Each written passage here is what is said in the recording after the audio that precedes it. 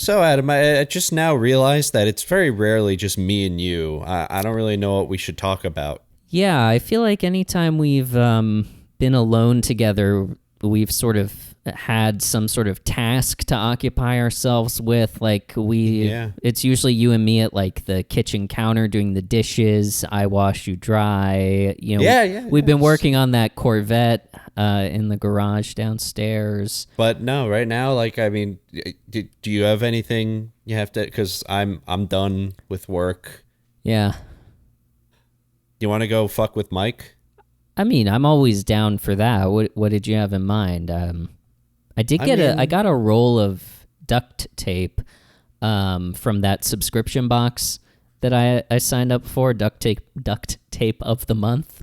Cool. I got this little bag of dick pinchers. They're like clothespins. Okay. So what if we took one of those and then we obviously did, what it's for. We used it for its purpose and then wrapped it in duct tape so that it would be immovable.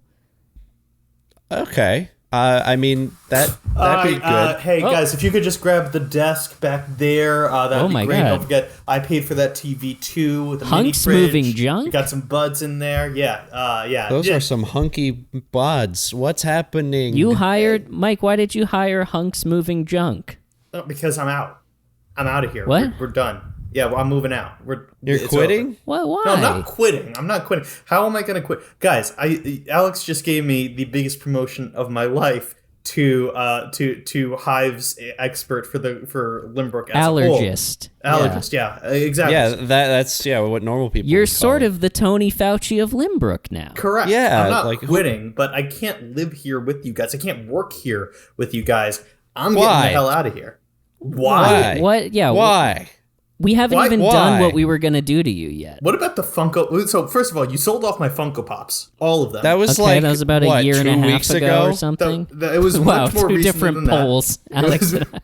It was much more recently than that. It was. I realized that you actually gave them away at Sheriff Toby's funeral, okay? Which already you guys were making jokes about, and I wasn't. That's right. I did. Right. I bought them back only to give them away again, but I didn't tell Mike. Last week was the final straw. You guys, I mean, you guys did nothing. As what's his face Dick slapped me into oblivion, and I was not a fan of that. Are you sure that was you and not like a boxing announcer kind of character?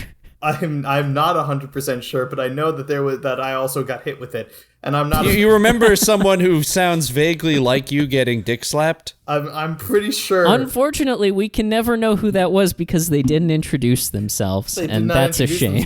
You guys also did not. I mean, this is going back a ways, but you guys didn't really stand up for the French or the Flat Earthers when they tried to kill me. You guys just kind of let that happen. And also, Alex, are you breaking out the dick pinchers again?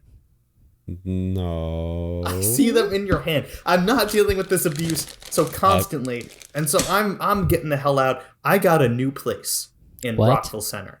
Oh, okay. Ew. Rockville Centre. Yeah, that's gross. Yeah, well, you know they have one good diner. They have a Denny's as well. Excuse you. They got.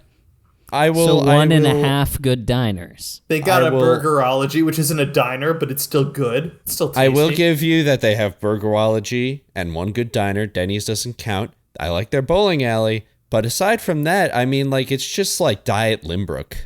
You just can't. It's so much better than Limbrook in every way imaginable. The World Health Organization just came out with that thing that says the reason that they said that aspartame might cause cancer is because of what happened in Rockville Centre.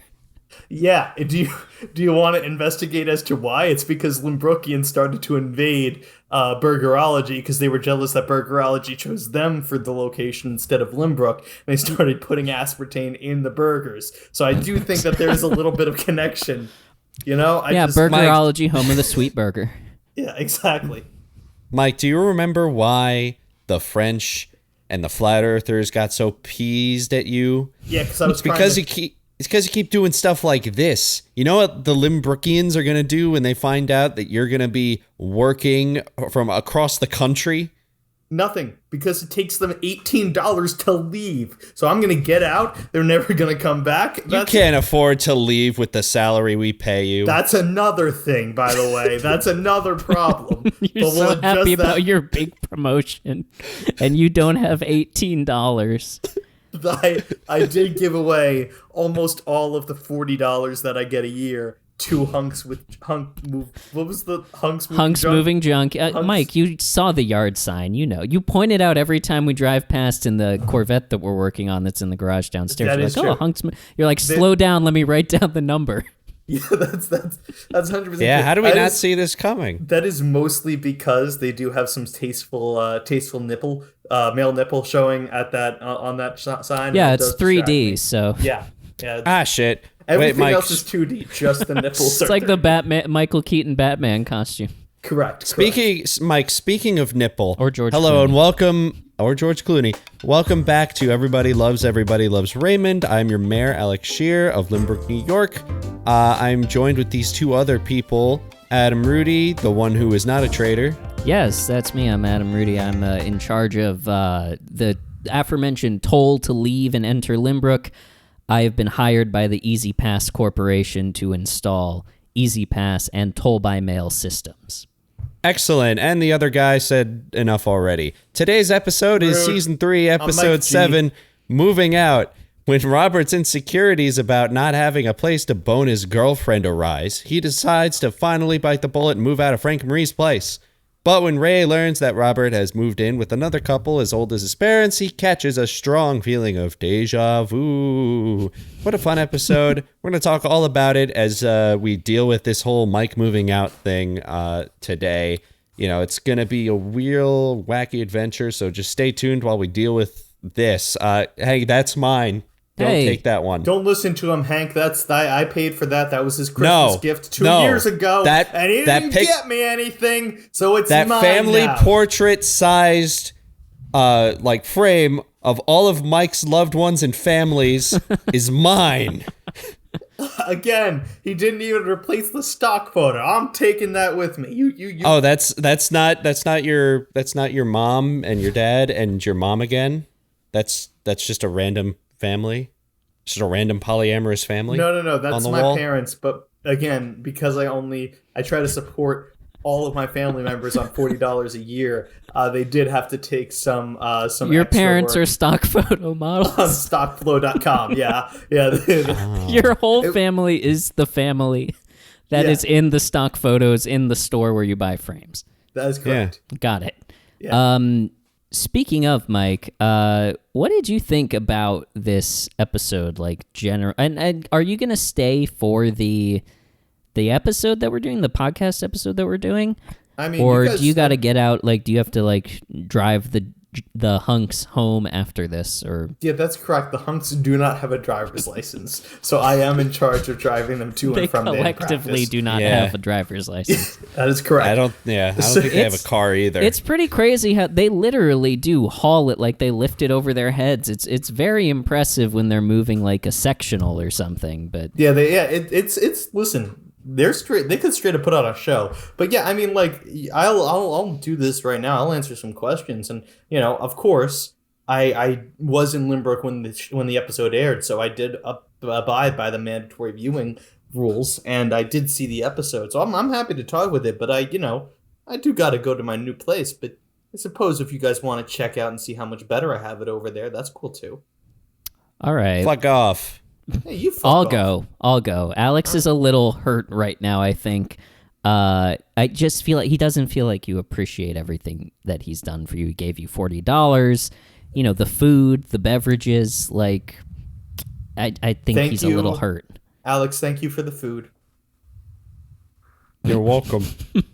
Okay. Cool. Hold on. Is there a reason you're not thanking him? Is it because of the sweet tea that he made us? See, the thing is, I've recently found out that there's a thing called minimum wage that is actually... What's that? It turns out to be above $40 per year. So I'm still a little peeved about that. I think whether or not minimum wage is above $40 per year depends on how many hours you work. Well, Mike, look at it this way. If you need me to pay you more, then I'd have to take it out of Adam's salary of $500,000 a year. And do you really want me to do that to him? Adam, you make $500,000 a year? Well, I mean, after taxes and obviously, I've got 68 out of the 69 Fabergé eggs. So, I'm pretty much living paycheck to paycheck other than that. You buy 68 out of the 69 Fabergé eggs. I don't month? continue to buy them. I have bought them. Okay. And it just so happens that I do about one a month. And you've just done it for the past. And it just so happens that we're gonna have 5.5 years. Yeah. We're going to have the craziest Easter next year. Yeah, because that's why I'm collecting them all, is because I'm going to shove dollar bills inside of them and hide them around the lawn and give you guys croquet mallets. So awesome. People are furious with me. The Hague is so mad at me for doing this. And obviously I blocked UNESCO. Yeah, but he used a VPN. They don't know where he is. No, I understand. That's a good move. No, of course I don't want to screw over Alex. I'm just saying that, listen, like I said, I'm continuing to work until the conditions get better. I'm just going to do it from the other side of town. From another town. That's all I'm other side. Other side of the toll. I kind of think that working until the conditions get better is sort of like it's been proven that that's not an effective strategy. And people strike for a reason. No, no. This isn't a strike. This is a ball. This is the opposite of a strike. I do such bad work that you have to improve my pay, or else I'll keep doing it. That's what this hasn't is. Worked this long. Yeah, true. I don't know if continuing. So, generally, though, what did you think of this episode? I thought it was pretty funny. I thought it had its good moments. I thought it had a few very, very good moments. I thought that there were some very, very funny throwaway lines. I thought that the entire concept of the new Jewish Marie and Frank, but everything else is the same, was very, very funny. There are a lot of individual and as points. Mike is talking, two hunks pick up either side of his chair, sort of Horace style, and carry him out of the room. He continues telling us how he felt about the episode. Yeah. I just there are a few points that I'm sure we'll get to that I have a lot of thoughts on. But generally speaking, I thought this was a funny episode. But I don't think this was one of the funniest. I thought the condoms episode last time was much funnier. I thought there were a few other ones that really stand out as laugh out loud funny, and this one had some damn good lines, but I wouldn't put it in the top 10. Oh, that's a pretty good point, Mike. I mean, I was watching it on my phone earlier while we were hauling that dining room table across town, and yeah, it was pretty Thanks, good. I appreciate that. Oh, you know my name? Yeah, Larry. It's on your name tag. Oh, yeah. I'm so glad that you're paying attention to that, because it did really hurt to stick that needle into my pec. Yeah. Yeah, I do like how it's all topless, but it's just you do have it sewn in. We can tell stickers. That you like that it's all topless. Don't worry, that's coming across. Stickers for the name tags. With the oil, the stickers don't stick. You got to understand. Oh, that's oil. I thought that was just sweat. Oh yeah, no, this is part of the service. You want hunks hauling junk. You want them to glisten. I suppose so. Didn't you see our signs? You want them to glisten? That's our slogan. I thought that was that you would polish the windows or something after you finish. I didn't realize that it was. I don't know why you would assume that. Nothing about hunks hauling junks would imply that we clean the place that we're hauling the junk from. It says that you make it glisten. How else was I supposed? I thought that was. Yeah, can you guys actually clean up this place before you leave? That would be nice. Hold on, sir. What can we help you with? He's shouting down the hallway at us, Mike. Is this how these guys always are? So rude. Yeah, they're fucking assholes, dude. What? Said, can you actually make it glisten? I live here. It would be nice. Okay. I guess you want... Hold on, Mike. We're going to put you down. What? Steven, can you hand me the baby oil, please? Yeah, sure. Here's a gallon. Thank you. Oh, well, get another one on standby. All right. Here's another gallon. And Larry pops the top. These are like milk jugs. Larry pops the top and sort of tosses it up in the air and does that little metallic ball from that infomercial where you would roll it on your... Yes. Oh, he does that with this gallon of baby oil, and it's rolling all over himself, and he sort of is... By the end of it, he's like a seal. Is this what you wanted? He's thrusting, gyrating. You know what? No, never mind. We have a cleaning service. I just remembered. Another satisfied customer. So, please. Yeah, sorry. Here you go. Thank you. Nagila. So, sorry, that's my other job. Yeah, I really agree with what you were saying about this episode of Raymond, though. I mean, just the taking sort of like the comedic game of Marie and Frank and applying it to a different context, sort of showing Robert repeating these cycles. I thought that was a really fun take on the characters that we've already established. Particularly, yeah, go ahead. I was just gonna say, I like that analysis there. I like that you listen. You're a hunk, Larry, but you understand the idea of game. I do. That's pretty good. I did 301. I'm just doing this job until I can make enough money to take 401, and then I really want to get on a Herald team. Well, honestly, between Hunks Hall and Junks and our other company, Hunks Hall and Jews, we're gonna figure it out. Because you did the lifting thing. Oh no, yeah, that is a thing, Steven. Yeah. You're totally right. Yeah, you alluded to it. I thought I would elaborate. People keep kicking down those yard signs. They're fine with the ones of our 3D nipples, but I mean, it might have something to do with the drawing and it being a little. I could see. I don't I'm gonna be honest. For some reason, what do you mean? I thought that those lawn signs were for different hunks. I didn't realize that was also you guys. What? The same hunks. It's a service where we go around to Jewish weddings and help sort of less strong people lift the chair for the hora. That's all. A service that people enjoy if they read about it in the phone book and don't see our signs. Yeah, I was gonna say you might need to get a new marketing director for that. Well, we farmed this out. What we did was we put a X out on X, and we asked someone to draw a logo for our company, Hunks Hall and Jews, and we went with the first one that we got. We got about 500, and they were all pretty much like this. That's why there was a big X on it. Yeah. Oh, because the lower corner. That's Elon's new thing. Any idea suggested by an X has to have the X logo on it. Yeah. Okay. So can we bring the desk to the new apartment or? Yeah. No. Sure.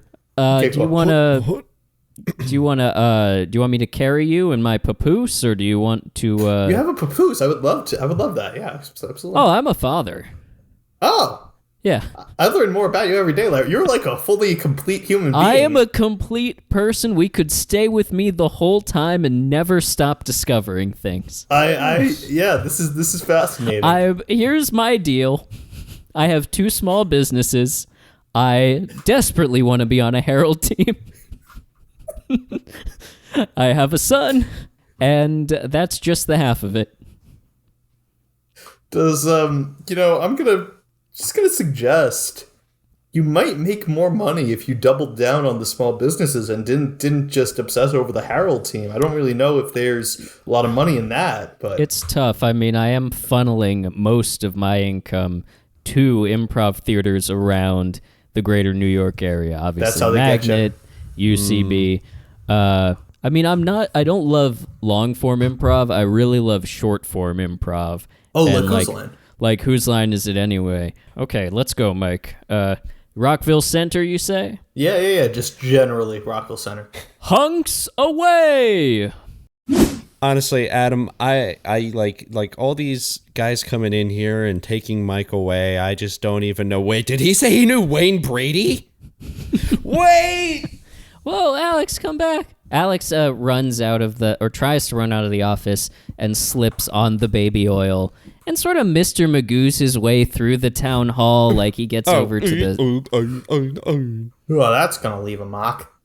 Chelsea, that was kind of unprofessional. I mean... Hey, listen, I know how these things go. You guys hired me last week to replace Raylene, and now I'm here. And yes.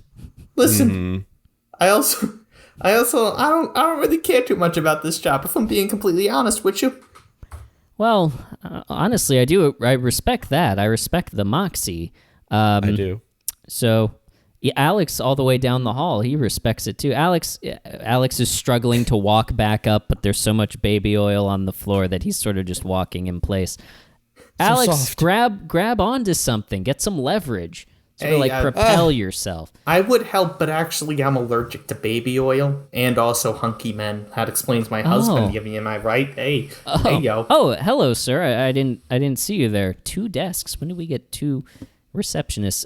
What's your name? Hi, I'm Adam. I'm in charge of Easy Pass. My name is Raphael. It's nice to meet you. Raphael. Raphael. If you don't mind me asking, where does that come from? How did you get that name? I was born. Yeah, it was a weird question. I'm sorry.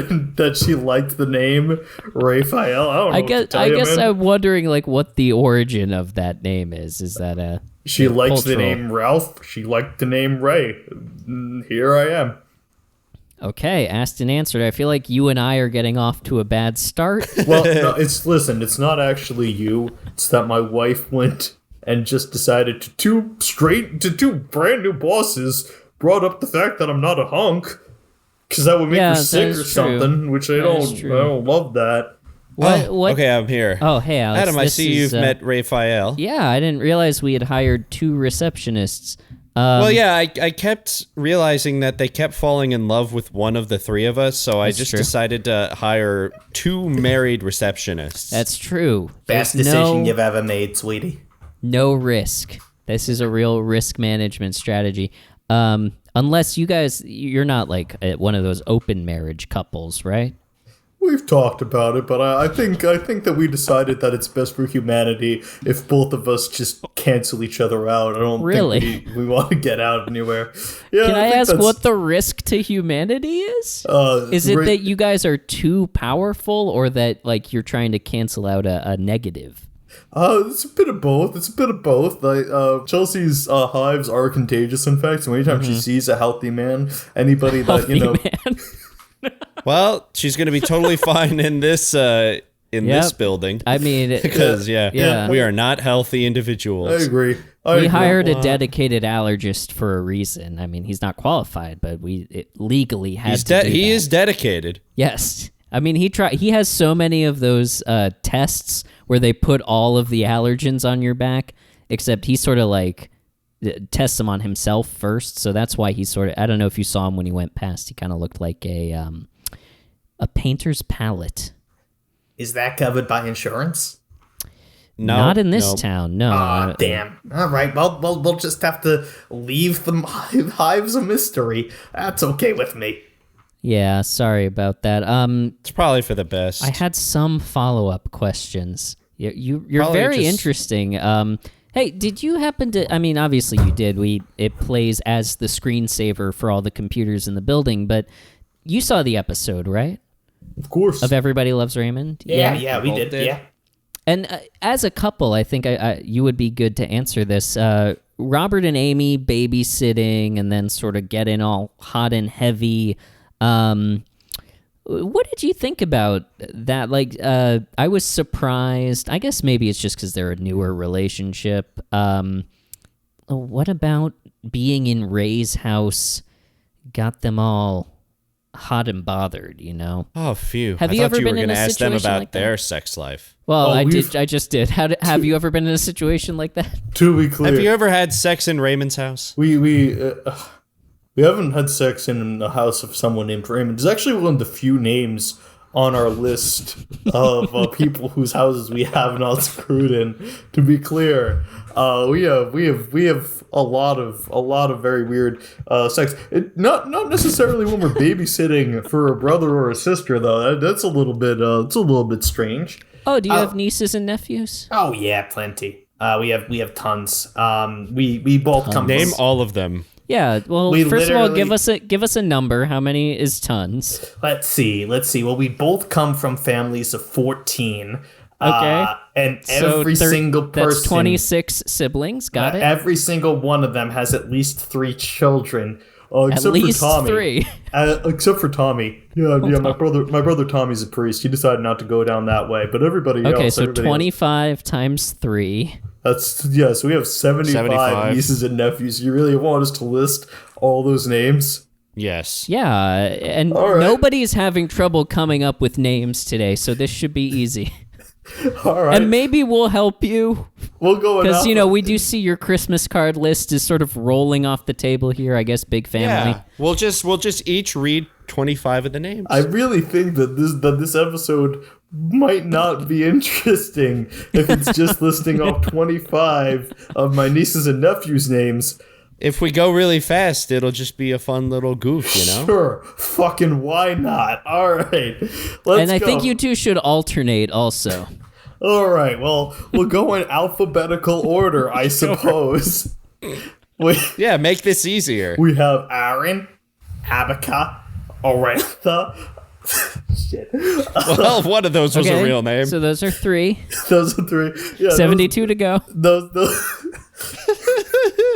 I shouldn't have done this in alphabetical order. See, what the fuck were you thinking? Here, let me jumble it for you. Now it's all random. All right, we got Allison. We got. Oh, still in the A's. Good. We got Zechariah. We got we got Zachary. We got. Well, you just moved the Z's to the front here.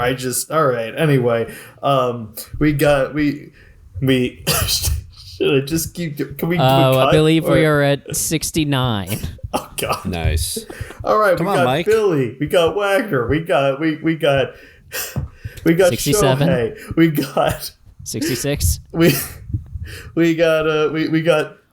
got Steve. We got Larry. 65. Oh, okay. Oh, those names are.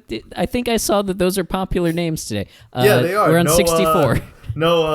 Paniota. We got Sebastian. We 62. got Ariel. We got 61. We got Brennan. We got we cut to the final 3. Alex and Adam have pulled up chairs and are sort of basking in this.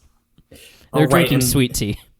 And then we got Erin. She's my goddaughter. And then we got. Is that an Erin with an A or Erin with an E? E. No. That's my goddaughter, my niece, Erin. We also got Leslie. And you guys stopped alternating. It's Raphael's turn. Just come on, 2 more. 2 more. Before, I'm a very out of shape man. You've been sitting down the whole time. This is taking a lot saying of breath. words. All right. You're sitting down holding a Santa-style list. It can't be that difficult. We got Emily. Okay. And we got Brian. I insist Chelsea read the last one. Lastly, we got Lorne. Lorne. Wow. Lorne. Yes, I'm very happy. All right, there we Can go. I can't believe there were like 12 of those who shared the name Jacob. That really made the middle of the list really interesting. Yeah, you see, we had 2 siblings that each tried to claim the name. I don't really care about the backstory of that. All right, Adam, that's what fine. were you gonna say? That's fine. I was just gonna say, so have you ever wanted to like fuck while babysitting? Yes. Typically, a no. Typically, the presence of children in general is a big turnoff. It reminds us of in the same house. Yeah. I mean, listen, we have no children. We're the only 2 that that have not been a part of that. The 26 plus 3 people besides Tommy. We gotta respect Tommy. Are you guys like? Is that by choice or? Yeah. No, children are a terrible deterrent to sex. We understand that that's a natural consequence, and nobody likes that. So, yeah, it's kind of. I wish I could. I had a ton of condoms last week. I think you guys would have loved them, but unfortunately, we just missed completely out. Yeah, you just missed them. Oh, damn. They're gone. Sorry. Yeah, it just seemed interesting to me to circle back to this. But I did think it was really, it was sweet and funny how Ray and Deborah come in and tease them. I loved Robert jumping up and being like, "Hi, how's it hanging?" The most awkward greeting in the world. And then, just them teasing Robert and Amy for getting romantic. I liked that. I do also want to say, and sorry, honey, I don't mean to make fun. I did find it quite humorous, just the idea that being in the presence of Robert causes someone to have an allergic reaction. That was a very funny implication. That was very clever. Also, the pickup line of Amy's, which was, I don't have hives. Is that the standard now, or? I guess if Robert has that effect on people, it's like finding the one person who can physically, it's like saying I'm not allergic to you, which has got to be in like the top 5 sexiest things Robert has ever heard. I agree. The lack of hives is a very big turn on. I gotta agree with that too. I gotta agree. Cool. Do you want to expand on that, Chelsea? No, I mean, I just say, listen, I experience it all the time. There are a lot of hunky men on TV. I can't watch a Marvel movie anymore. It just ruins me. And so, yeah, it's just... It ruins you. That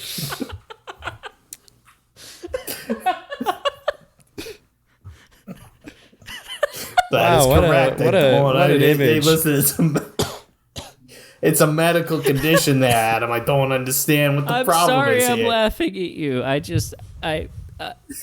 feel like we've taken up enough of your time. Yeah, let's give it up to the new receptionists. They won't be here next week. Hooray! Let's go, Adam. Yeah. Are you firing me?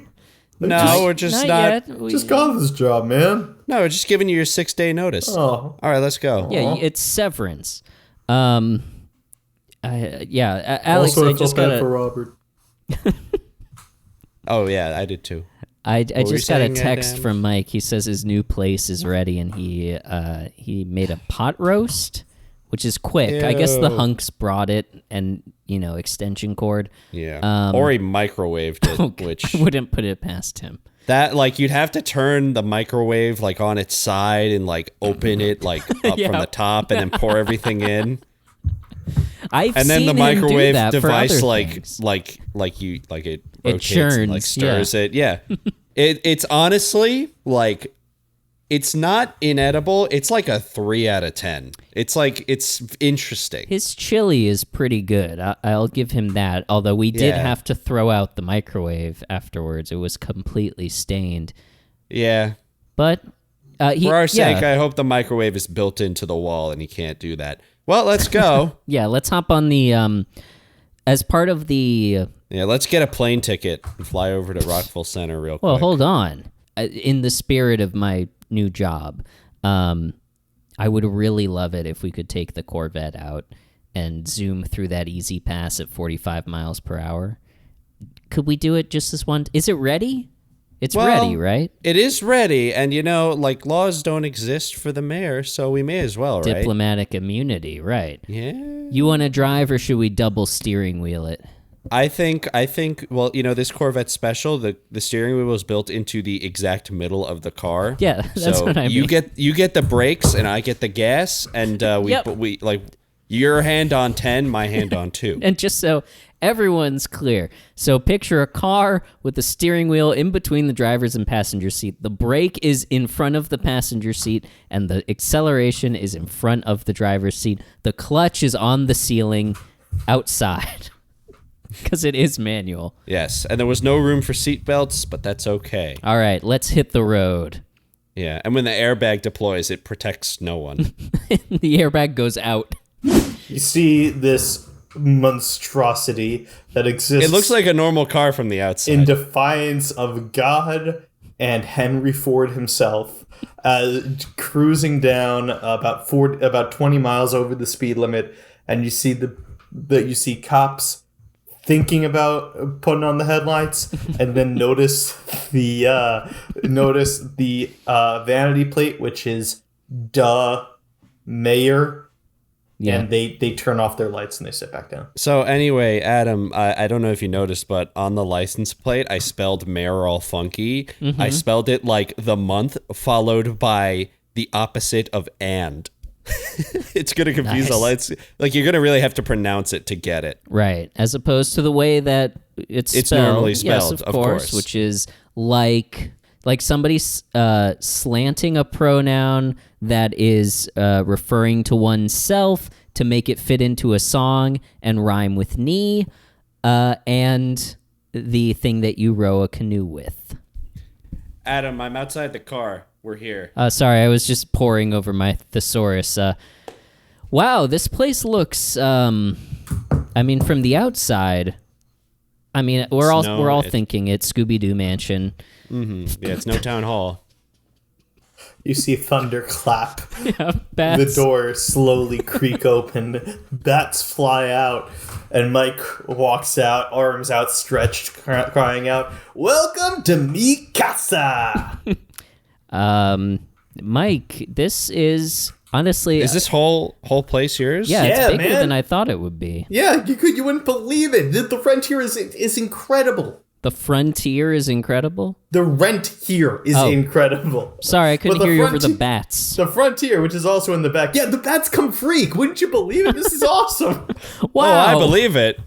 What an amenity. Yeah. Well, why don't you give us a tour of this wacky establishment while we continue talking about the episode? Sure, come on in. And as they walk and discuss the different things of the episode, you notice they walk by various death traps. Like you see a coffin with a bunch of spikes in it slam shut as soon as they walk by. We've all seen the Scooby-Doo opening credits, painting with the eyes moving. They walk they walk between doors in a hallway, and zombie follows them through one door.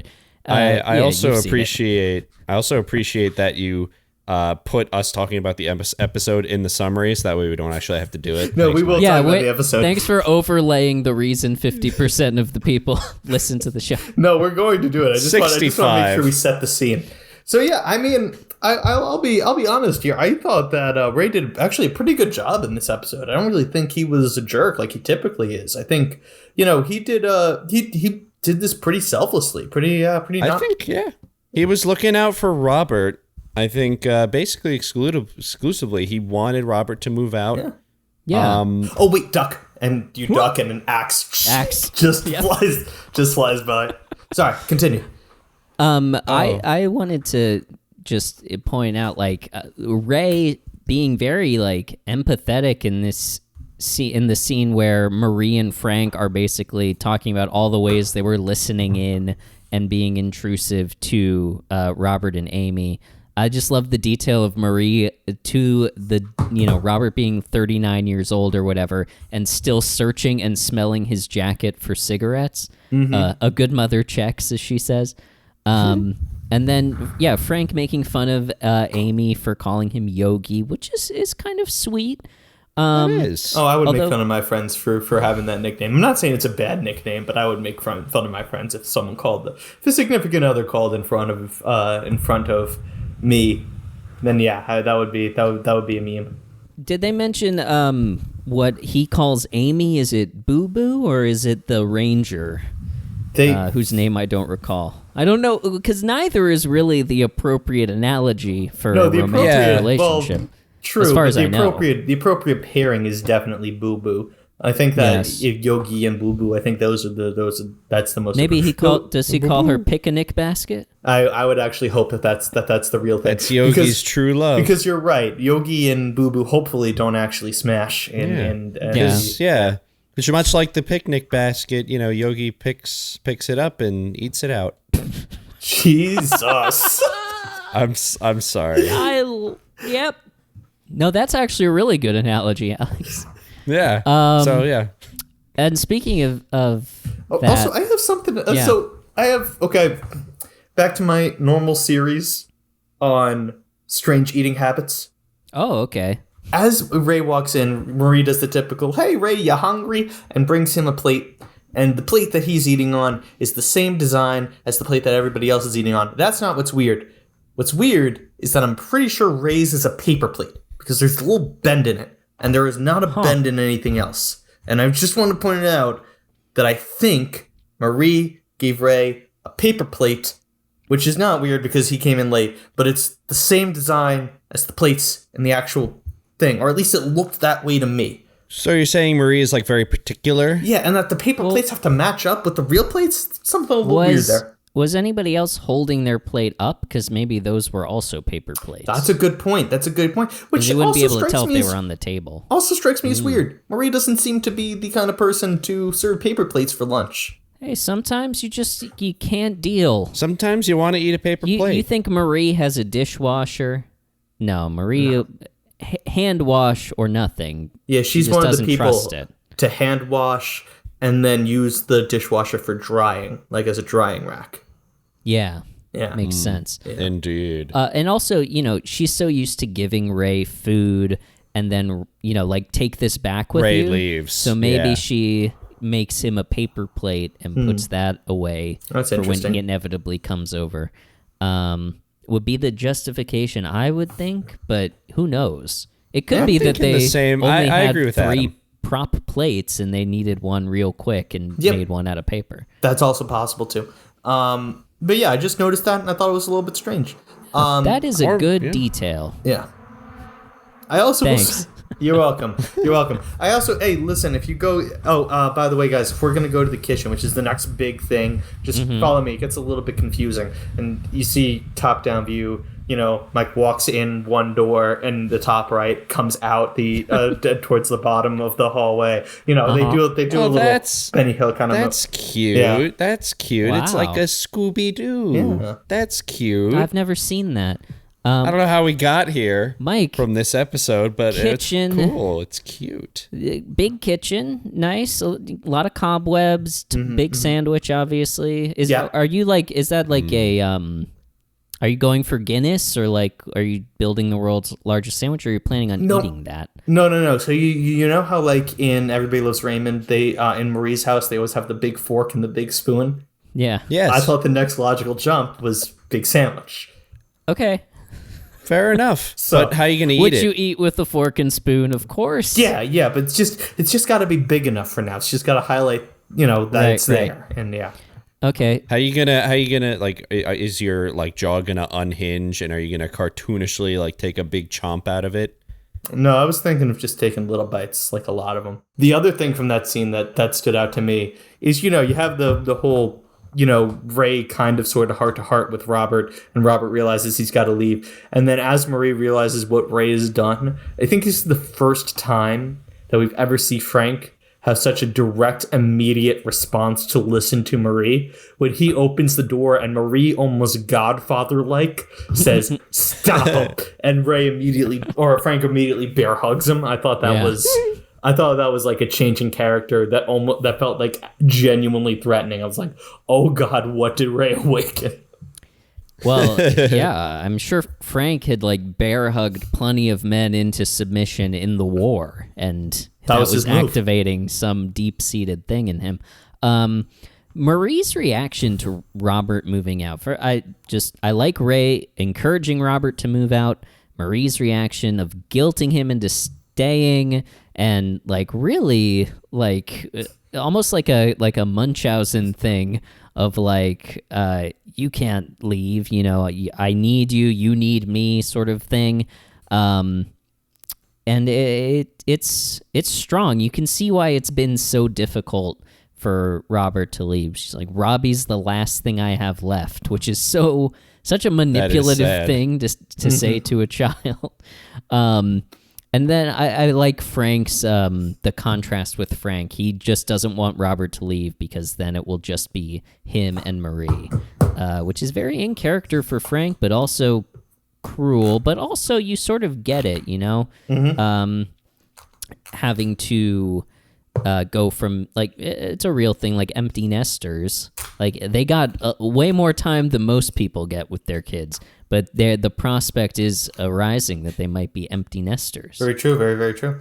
Yeah. And I also will say, we're going back a little bit, but how fucking awful of Marie to bring up the divorce specifically of like, this is what happens when you leave the house.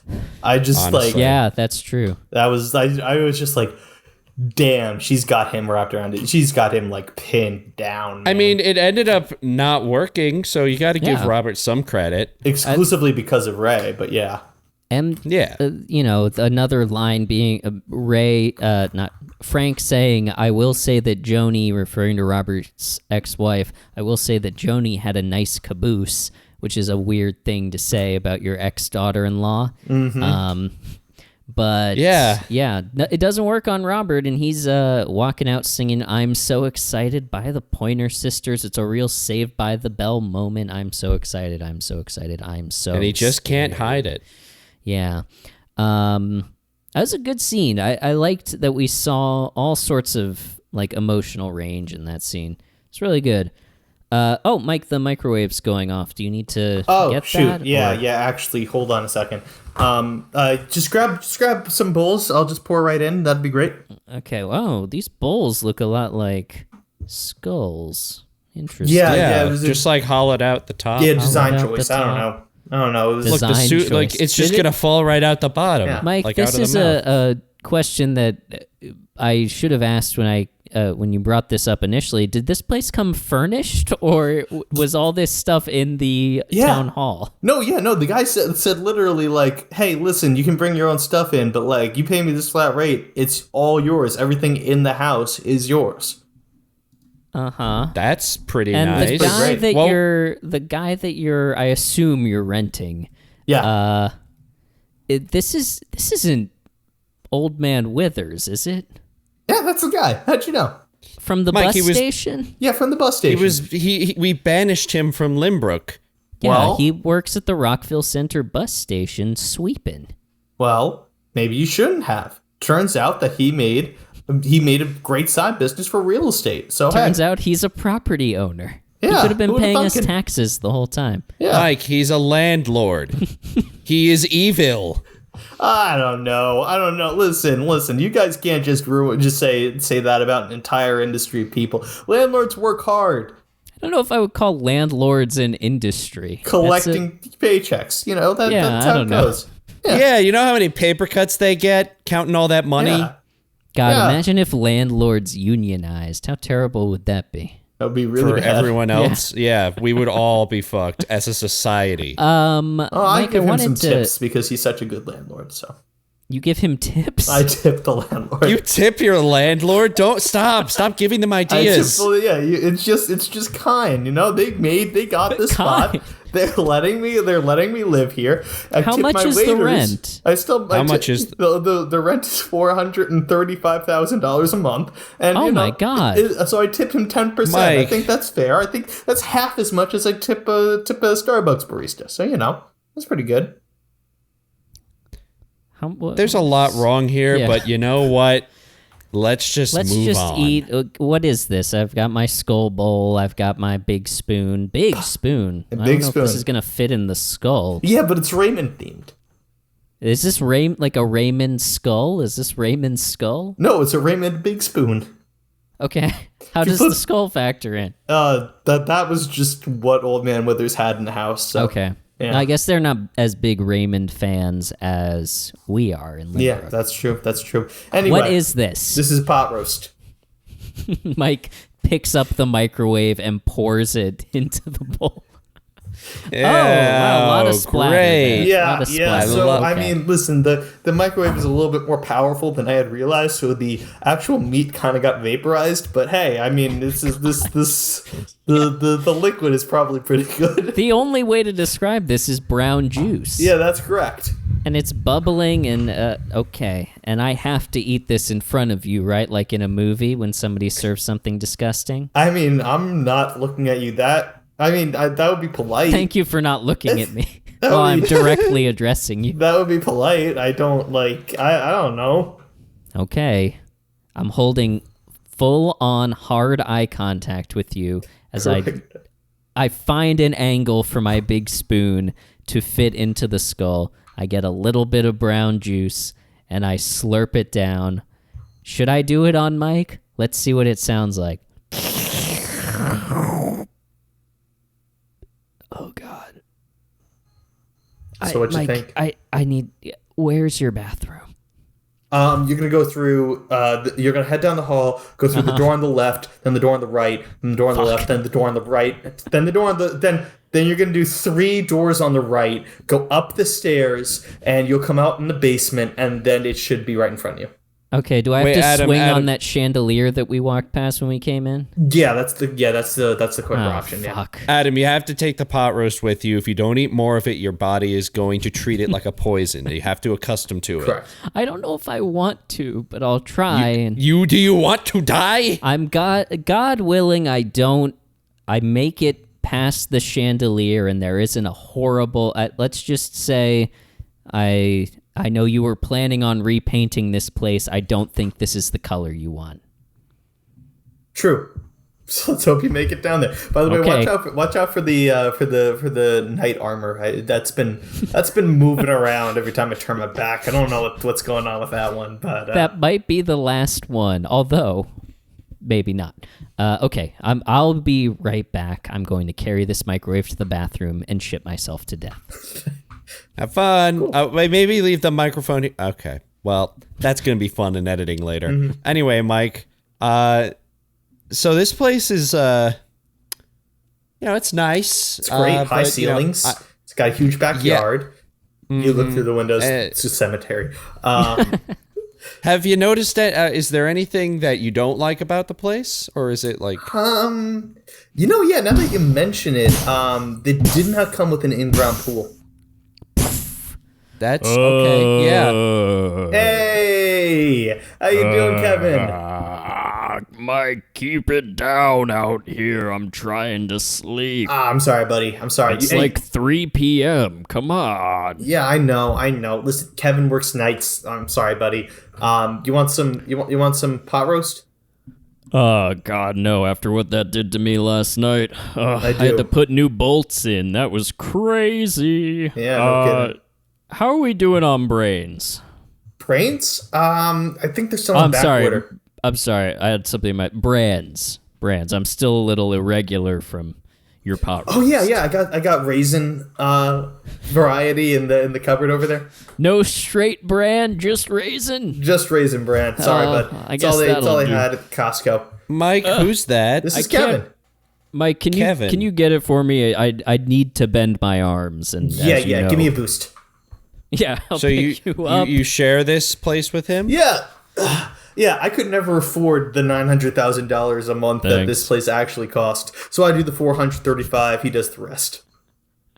Yeah, we need to talk about that too. I think you're using up more than 50% of the place. I don't think so. You got the whole top floor. What are you talking about, man? I'm just saying, if you threw in another $15K, I'd be able to buy a nice bouquet of dead flowers for my sweetie. You got another person living up there with you? Oh, she's not living here. Don't worry. She stays over some nights. Oh, okay. You might have seen her hairbrush in the bathroom. Yeah. With obviously mostly black hair and then streak of white. But no, she's only gonna be here like a couple nights a week. Oh yeah, that's no problem. I mean, we can discuss it the meeting, but I think I'm okay with how. Oh, the meeting with the other roommates? Yeah, you know. Gary, hey man, what's up? Gary, Yeah, I know you're the ghost of a dead child, Gary, but let me tell you, you're looking better than ever. Those Bowflex lessons are really working for you. Thanks. So Gary, Sorry. Booflex. Thanks. So Gary, we were discussing the rent and the rent situation. You know, I pay $435, and we got Kevin over here paying the rest. Just want to say, I pay 568 pennies a month. Oh, that. I don't think that's enough, to be real with you. I think you got to pay a little bit more here. But just because you don't use the water or the floors or the walls, you're still living here. You got to pay for your space. Well, I mean, I guess living is debatable, right? Oh yeah, sorry. I know that was insensitive. That wasn't cool. Look, Gary, you do need to start picking up the slack because I'm gonna be moving out in a couple weeks. Yeah, You're kidding. I'm getting married. Oh, congratulations, man. That's awesome. Yeah, no, it's really exciting. To bride of over there? Well, she will be. Hey, there you go. Right now, she's fiance of. Making an honest woman of her. That's excellent. Yep. Good for you, man. So, yeah, Kevin, I do have a question for you, actually. So you recently moved in here too, right? How long have you been here? I've been here, God, when was that storm? Like 6 months ago? Something like that, yeah. Yeah. Just want to say, so this is relatively new to you too. What did you think of Robert's new place in the most recent episode? Oh, God. I mean, the ceilings were way too low. They were very low.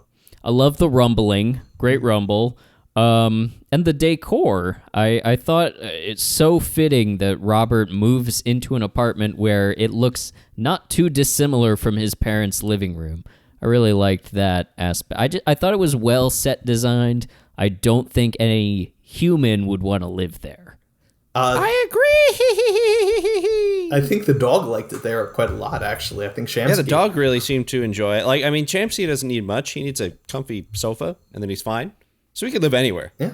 Theoretically. Mike, you never introduced us to your friend. Oh, sorry guys. Kevin, Gary, this is Alex. Alex, this is Kevin and Gary. They're kind of my roommates here. Hi, I'm trying to convince Mike to move back in with me, but as time goes on, I'm starting to debate why I'm living not here. This place is cool. Oh, yeah. Thanks. We've tried to make it a home. Yeah, it's pretty. Oh yeah, Mike, I came here to tell you to move back. I forgot. Yeah, that's news to me. I thought that I was very excited to be serving you pot roast from the microwave, and I just don't drink the brown juice. That's why Gary's now the ghost of a dead child.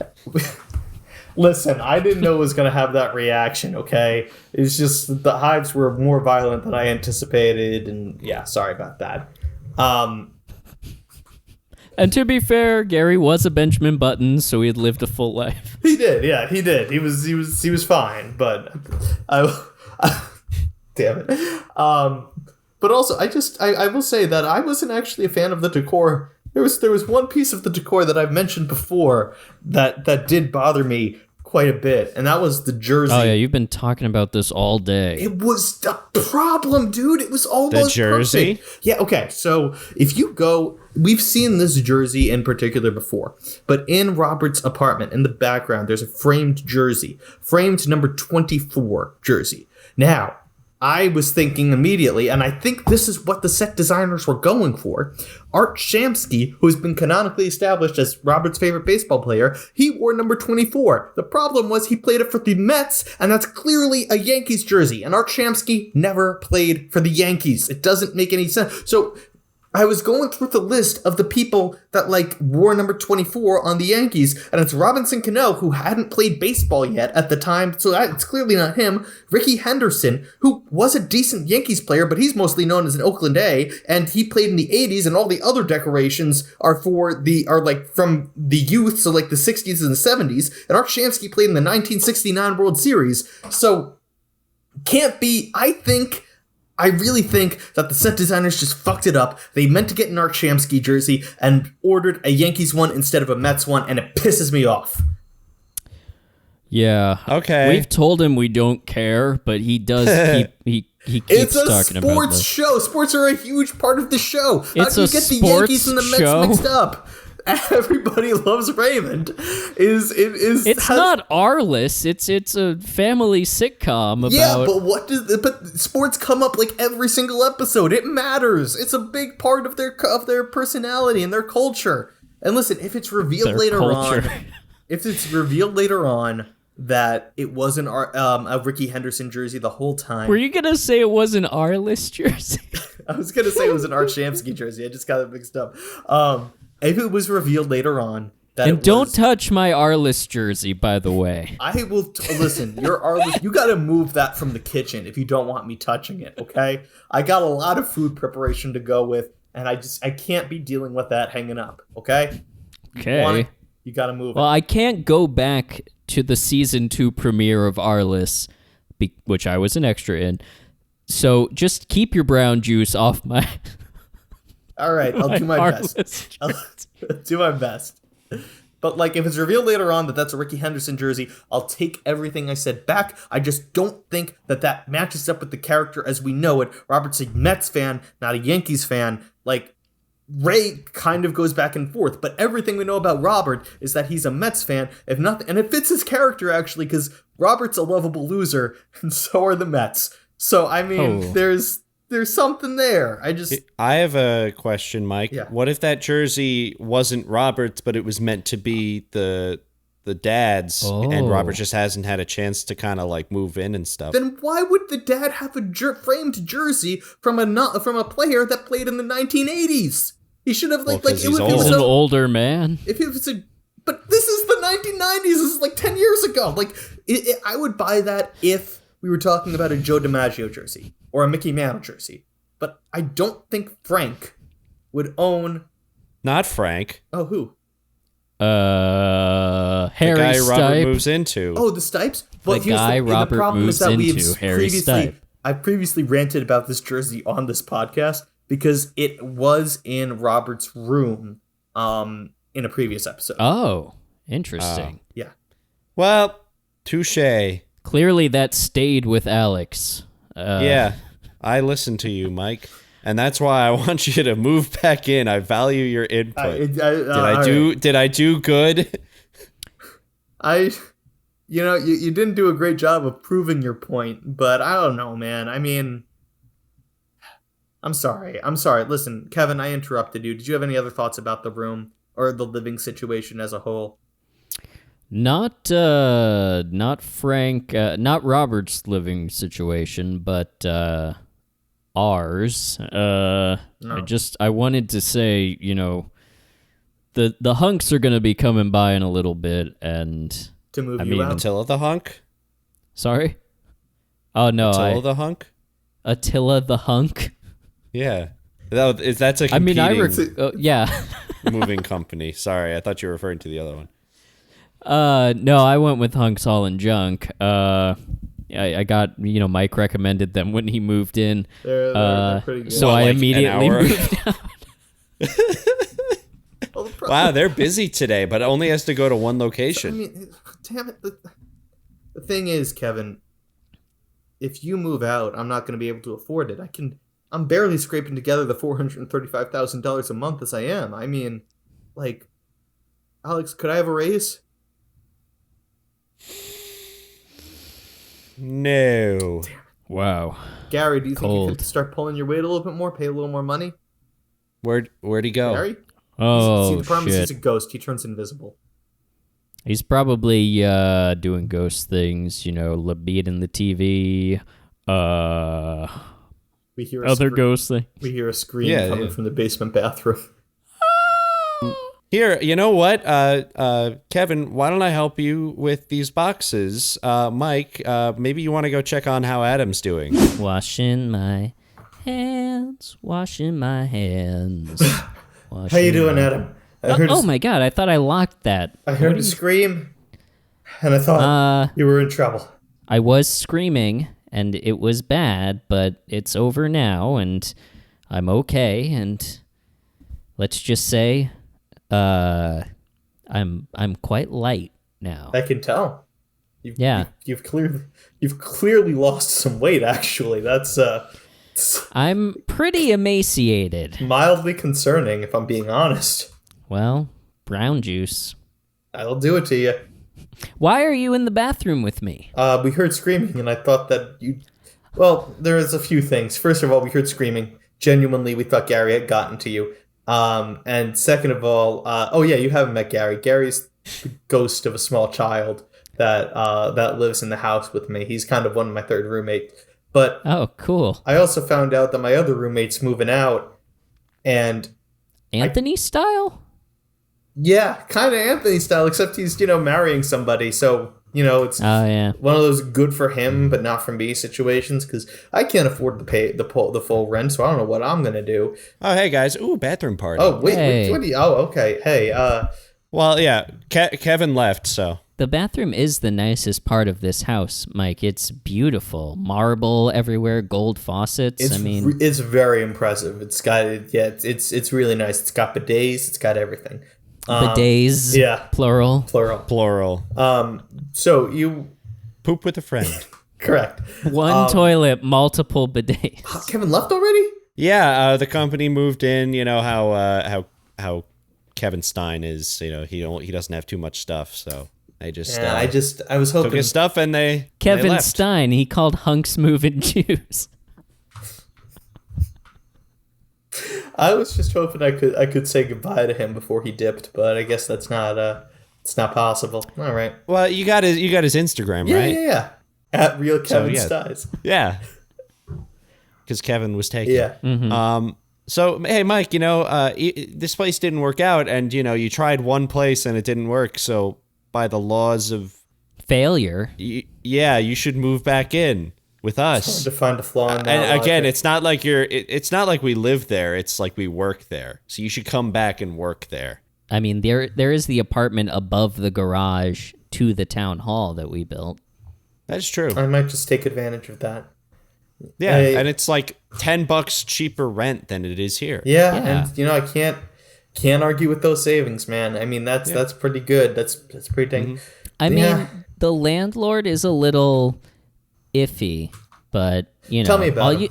Well, I mean, if you're fine with him keeping his oil paintings and suits of armor in there, you're not gonna have any problems. But yeah, and the oil paintings have little eye holes cut out. But sometimes like the eyes aren't cut out and they move. Huh. Yeah, the eyes especially when like you get out of the shower. Like, don't even worry about that, dog.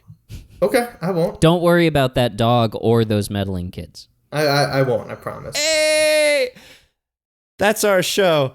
Just kidding. We still have more to do. Hey, let's get out of here. Yeah. As we're going, I just want to ask you guys, and you see the Barone Boys going through the wild Benny Hill style doors as we talk. Yeah. I just want to ask you guys, what do you guys think about, like? So first of all, hilarious that the new landlords are very, very similar in nature to Marie and Frank. What do you think the worst living situation that you would tolerate? This is clearly a deal breaker for Robert once he realizes what's going on.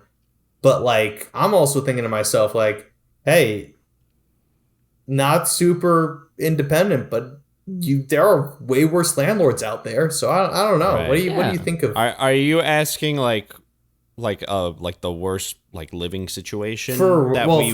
Tolerate? I guess I was trying to generalize as because I don't think this is the worst one. You don't think this... I'm sorry. You don't think that this is the worst living situation for Robert or for a human being? For a human being. I'm going to say that. For a human being. Yeah, I think granting that the standard of living broadly in our part of the world is higher than lots of other parts of the world where people live in abject poverty, I wouldn't... I mean, I would want a bedroom... a separate bedroom. Mm-hmm. Yeah, so you're. I wouldn't want fewer than one bedroom. You're just a hard line at studio. Studio is out for you. I don't think I could do it. I need the separation of room and room. That's real. Yeah. I'd like at least one bathroom. Oh yeah, with a toilet. Oh wait, yeah, that's right. He did not have a bathroom. I totally didn't even process that. He had to go downstairs and share it with the Stipes. Yeah, you have to go to the house to have a bathroom. That's real screwy. Crazy funny. I also wanted to talk about just the Stipes in general because first of all, do you have background on those actors, Adam? That feels like your thing. I do. Let me look at my valise here. And as I'm looking, the hunks have shown up to haul the junk back to town hall. Oh, hey Mike, how's it going? I'm sorry if I'm a little less talkative. I auditioned for Casserole of Fun, and they passed. I didn't get. Oh no! Seriously?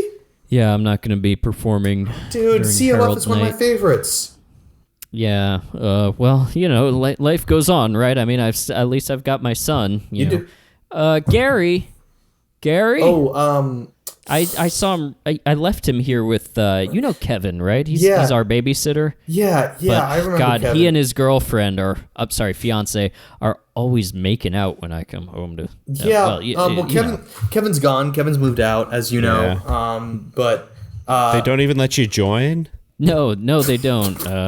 And I've asked. That's I've done my baby polite. oil dance. It usually works, but hey, you got to respect it. They're a closed relationship. I've been looking, for an opportunity, but I don't know if it's gonna happen. Anyway, sorry, you were saying? I was just saying that Kevin's gone, but I haven't seen Gary anyway. We should leave. We should, They're motioning towards the door. Yeah, we should head okay. out. All right. I'm sorry. I have something to tell you about your son. Hmm? He might be a little ghost boy that's haunting this place now. He might be a ghost now. He might have died. But you could still interact with him. No, I know. Definitely dead. This has been sort of status quo for us for a while.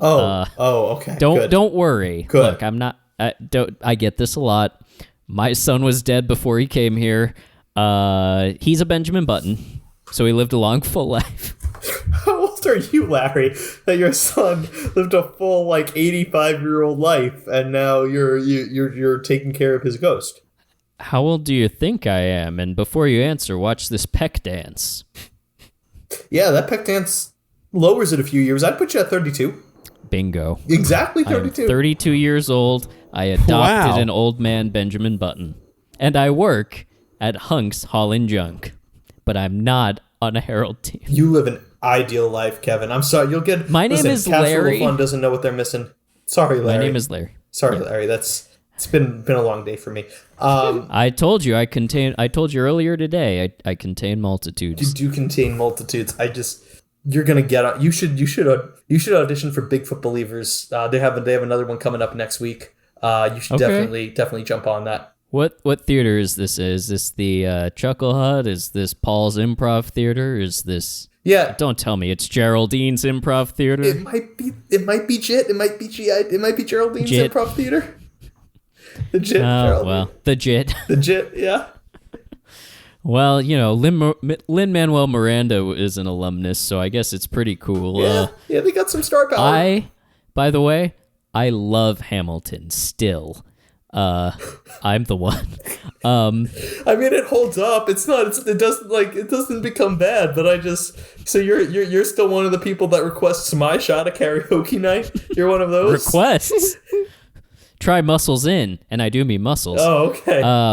Look, I'm just gonna. I've taken up enough of your time. I know we've got a deadline. We got to get this stuff across town. So yeah, don't mind me. I'm just gonna be packing stuff up. And other hunks pick up the sort of fainting couch that is being taken back to the apartment above the garage. Oh, here it is. Sorry, that guy was going on for a while. I didn't want to interrupt, but I did find information about Rita and Harry Stipe. Are you interested in that? Yes, still? Yes. Hit me. Okay, good. So Rita and Harry Stipe, in addition to being the mirror image of Marie and Frank Barone, are played by Anna Berger, who played Rita Stipe. She started working, interestingly enough, in 1952 as a child actor and continued working until she died in 2014. Her last credit was 2013. Oh, so a really long career. Yeah, I was going to say, that's impressive. She earned a rest in peace from you, did she? Child actor all the way through. I gotta give props for that. That's she worked for her entire life. I respect that. I do respect that. She worked. You know what's interesting about her is she was in The Nanny, which is in the Raymond verse canonically.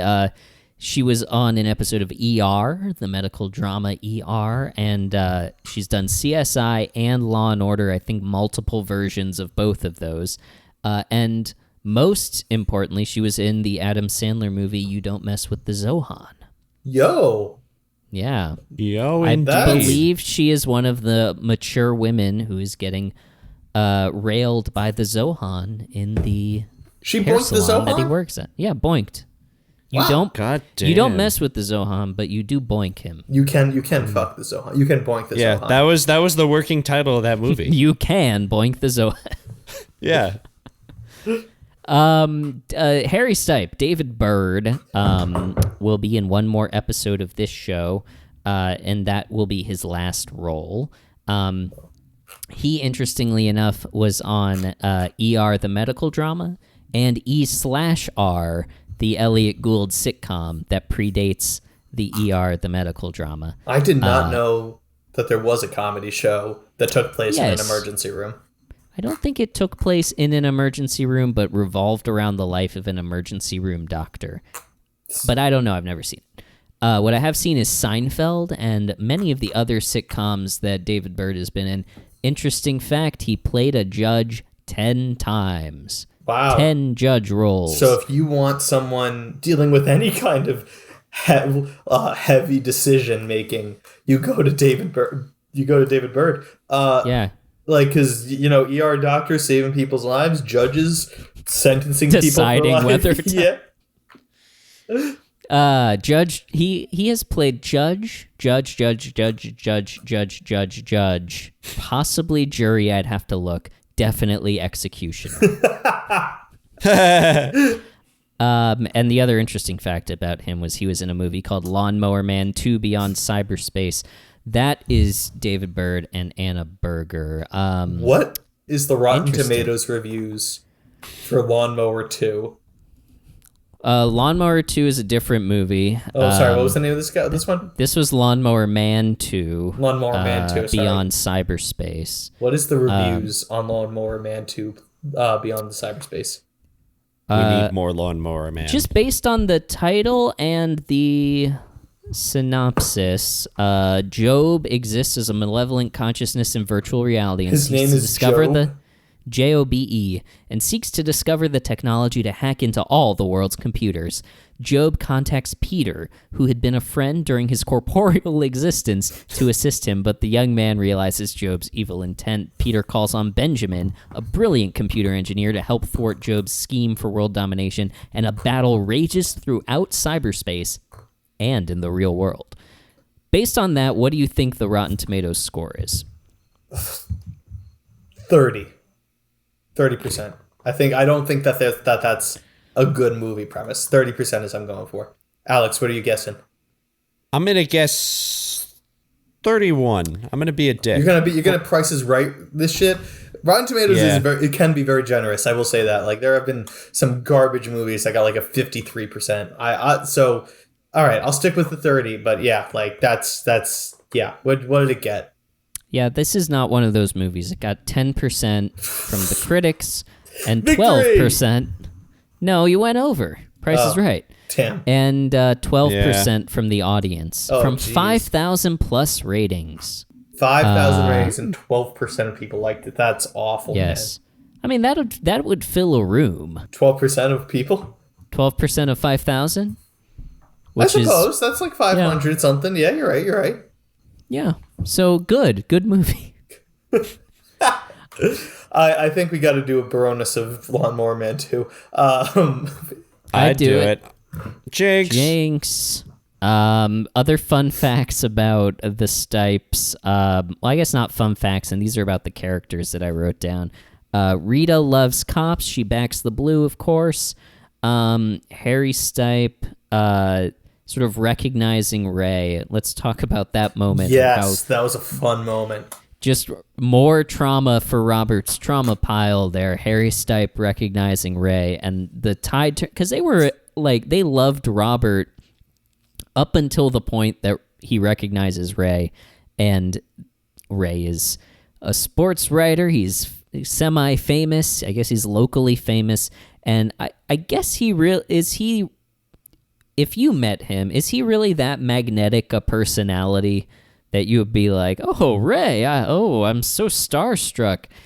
I mean, I don't know. No, but I feel like if you're watching ESPN constantly and reading about nothing but sports, I don't think I'd lose my mind over meeting Ken Rosenthal, but I'd be like, oh, you're that guy that I hear that I know from my sports listening and watching things. I know you guys don't know who Ken Rosenthal is, but nope, that's not at all. He wears a bow tie. Is he related to Phil Rosenthal? Probably not, but he wears a bow tie, so I like him. Interesting. I like him too, then. I guess, yeah, I understand what you're saying. It's like if you have watched Lawnmower Man 2 Beyond Cyberspace every day, and then you see Kevin Conway, who played Jonathan Walker through the room, you're probably pretty starstruck. Yeah. I wouldn't say he was starstruck. He was just like, "Oh, you have an interesting job. I know that name." Yeah, he was drawn in. Yeah. Yeah. I loved the line when Robert realizes that the Stipes are Marie and Frank, and it's sort of, you see it dawn on him, and it just jumped out at me. Maybe this isn't the radical change I had planned. And then Ray responds, summing up. Yeah. And then Ray responds with, "No, it's a bit different. You get to pay rent now." Yeah. How much do you think rent was? There, $300. No way. It's still a New York City thing. Like, it's 90s money, but I'm still saying that wasn't less than $700 a month. No way. Yeah. Rent was not absurd 20 For years ago. a room above a garage in a suburban house. These aren't, this isn't like a property, like a rental property. This is like they're just renting a room. Yeah.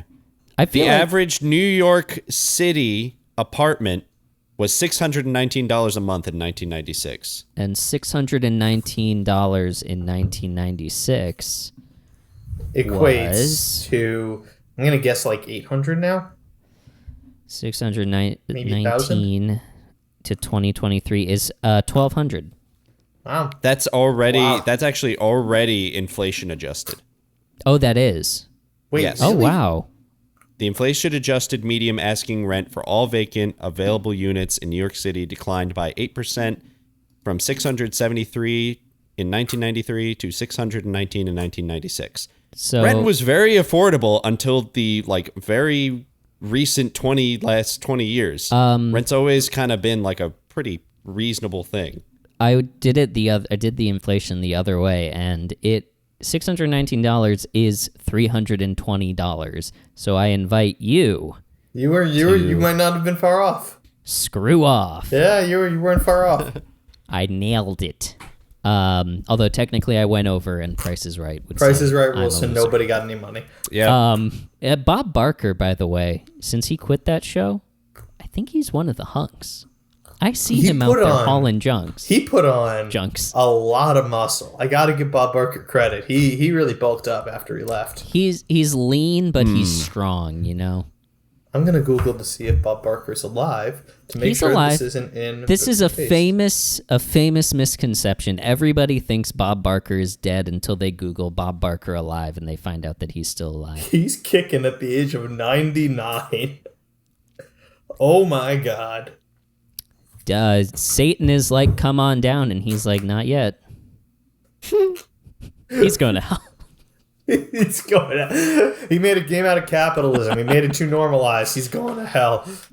Honestly, surprising. It's the spaying and neutering thing that God doesn't like. Oh yeah. God wants the animals to be fruitful and multiply. What does this have to do with Bob Barker and The Price is Right? Bob Barker ended every episode of The Price is Right by telling people to spay and neuter their pets. You don't know about that? I did not know that. Really? That was his passion. Yes. I can't. That's for real. That's not even a bit. Yes. Oh my God. That sounds more like something I know than like something I would make up. That's real. That's crazy to me. But yeah, and I believe Drew Carey still does it. Although I haven't watched the show in a while. It's just one of those things. CBS was like, fuck, fine. Go for it. Do it, man. I don't know. But yeah, I mean, anyway, when the Stipes realize that Ray's a sports writer, he immediately becomes their favorite too. And you can just see Robert's spirits getting crushed in real time. It's great. Yeah. You love those moments. I mean, you hate them for Robert sympathy-wise, but the moments when Robert's truly, I mean, I've never seen somebody who so embodies the word crestfallen Like, this guy can't keep a crest on to save his life. Absolutely. Yeah, and then just like the penultimate, or I guess the hot close of the episode, where Ray comes back to the house. Marie is there. He reveals that Robert is moving out of that place, but he's looking for another place. He's not coming home. And obviously Marie, not a fan, but you know who's really not a fan is the Stipes, because they come over to confront Ray about Robert moving out of their place to a different apartment. And this is where we get the callback from Harry Stipe. Without him, it's just me and her, referring to his wife. This is a nice funny. callback. It was a nice callback. It was a nice little close loop. I want to give this show huge props for taking a continuity step forward and having Robert move forward. Continuity is something that very like many shows should do in order to kind of like keep an audience engaged.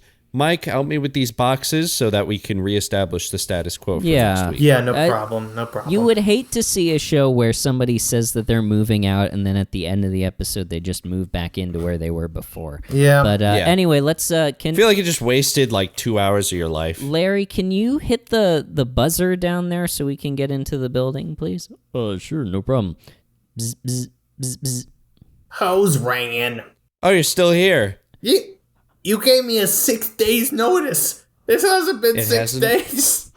I still have a job, right?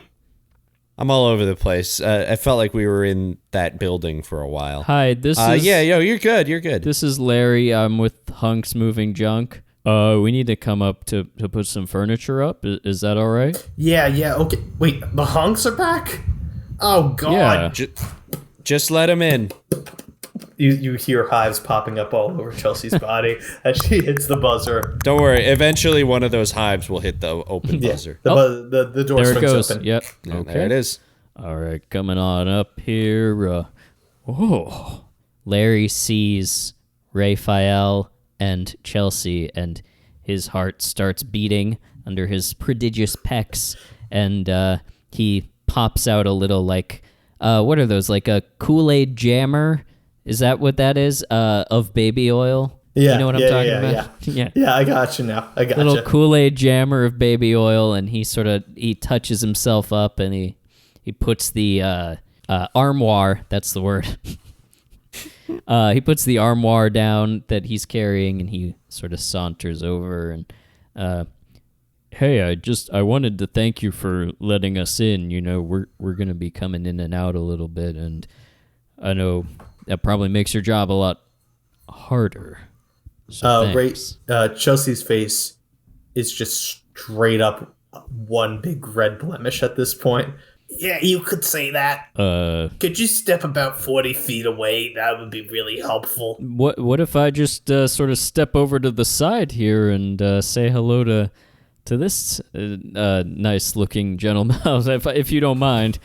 Oh, you're handsome talking to gentleman, right here. Hi, I'm Raphael. I mean, I'm Larry. I've never gotten attention from a hunk before. I gotta say that. I don't know. Well, are you just work together or? No, we're married. Oh, well, I hope it's not too forward, but have you ever thought of opening it up? I'm gonna go.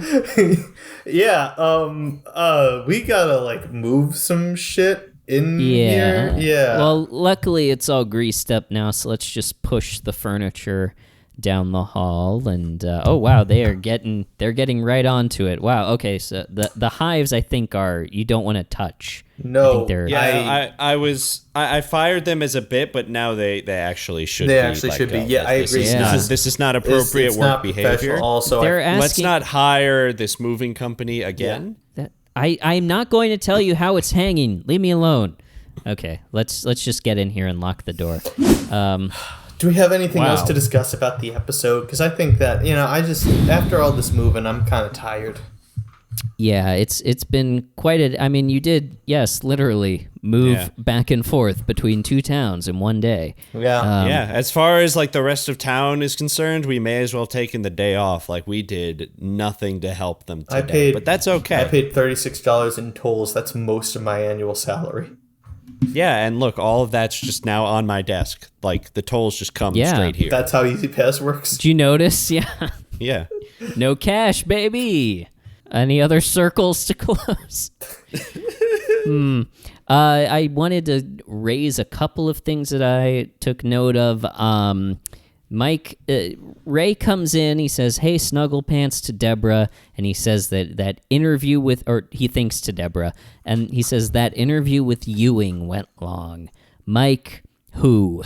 Is Patrick Ewing? You don't know who Patrick Ewing is? I would also like Patrick Ewing is like one of the greatest basketball player. Yeah, he's one of the greatest basketball players of all time. Give us some details. Come on. I mean, like, he was a point guard. I believe he played for the Knicks for almost his entire career. I think maybe for his entire career. I'd have to look up his actual stats, but he was a Knick for most of his career. One of the greatest ball players of all time. He's Hall of Famer. At this point, I think his career was over because this is in 1998. No, he retired in 2002, so he would still have been playing with the Knicks at this point in time. So he was just interviewing like one of the all-time greatest basketball players, and I guess he said the interview went long, complaining about how it went long. Yeah, Patrick Ewing must have liked to hear himself speak. I wonder if that was like originally a tease for the episode that they cut out because they couldn't get him.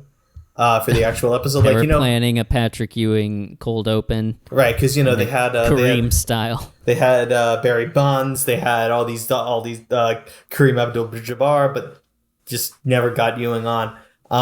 Interview with Ewing went short in that there wasn't one. Yes, exactly. So yeah, there was that's who Patrick Ewing is, one of the greatest all-time New York Knicks players to ever grace the NBA. Thanks.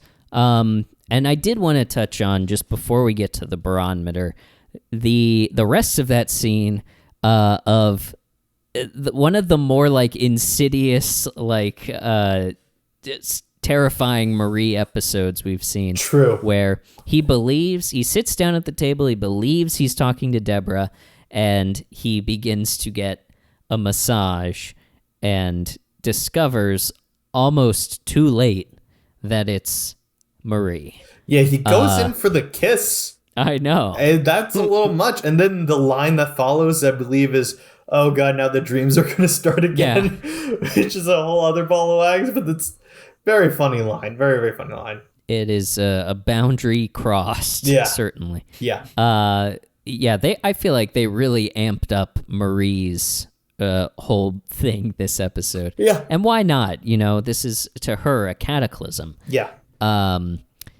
Last thing, Snyder's Hard Pretzels, a Campbell's company. Fun fact. But I don't have anything else. Do you guys have anything What else? does Snyder's have to do with anything? They're in the background of the kitchen scene on top of the refrigerator. Great. In a box, no less. Isn't that how they used to be? I guess that's how they used to be given, but they must have been. I bought some Snyder's today. Would you believe it? Not sponsored. No. But maybe. Yet. Talk to me, Snyder. Talk to me, Snyder. I've certainly given them money. Now they should give us money. Agreed. That's how it goes. That's the social contract. Anyway, do you have anything else you want to talk about? The designated hitter rule, but I don't really think any of you guys want to talk about that. Do tell us. Yeah, I'm so interested. Alex pulls up like a magazine. The designated Hitler Designated Hitler month. The designated Hitler rule is a little bit different, but that was propaganda in the 1940s. But the designated hitter rule is a very controversial rule in baseball. Basically, the idea is that instead of 9 people play, 9 people hit. If you're in the field, you're also getting up to bat. But the thing is that the pitchers typically aren't very good at hitting because they're concentrating on throwing the ball in practice. So the designated hitter rule said, because it's not fun to watch these stick men that can't hit a ball swing a stick a lot, we can't. Let's not force the people to do it. We're gonna choose a random other good batter to bat in place of the pitcher, and it's very controversial. And I hate the rule. And at this point, only the American League, because there are two leagues. There's the National League and the American League. American League, there is a DH, designated hitter. In the National League, there was not until 2020 when both teams adopted it. And when asked why, the league shrugged their shoulders and said, COVID, and that was apparently enough. And so now the designated hitter rule is rule for every baseball team. But like I said, you ask any hardcore, old school baseball guy, you will literally get hours about how much the DH sucks. And I like that rule. Say again? I like that rule. Well, controversy. You suck. You suck because this isn't football. Mike, sit down. In football, 11 people play offense, 11 people play defense. That's basically two separate teams. In baseball, everybody plays everything. That's part of the bat down. Of the sport. Put the bat you can't down. Make me. The DH sucks and it's ruining baseball. And don't even get me started on banning the shift. Yeah, Mike, we have a designated hitter for you. You're not allowed to use the baseball bat. We still have the baseball diamond tile floor pattern, of course. Sorry. The National League sounds like something that they would have the designated Hitler in, doesn't it? Great joke, Adam. Great, good job. Yes. The Nationalism League. Yeah, I got the joke. I got the joke, Adam. But the Mets are in that league, so you can't insult it. Right. Sorry. No, you're right. Hitler probably could play better than the Mets are right now. That's a different. Okay, so designated hitter is that your only other thing?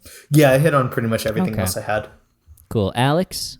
I think I got everything. One more thing I wanted to say is that I want to say that Ray did a great job in this episode. Again, I wanted to say how I liked that he supported Robert, not for his own selfish interests, which is usually a caveat we have to talk about, that Ray did something good, but he did it for a kind of a weird motivation. No, I think Ray supported Robert because he thought Robert needed to move out in order to blossom, and he did it for, I didn't think of any other reason. In fact, to the detriment of the opinion of the rest of his family. So I want to point that out and say good job.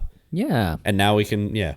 I think that's a good point because so often we see Ray avoid controversy, and in this he really spurred it on and created the controversy by for the good of his brother, encouraging Robert to move out for the good of Robert.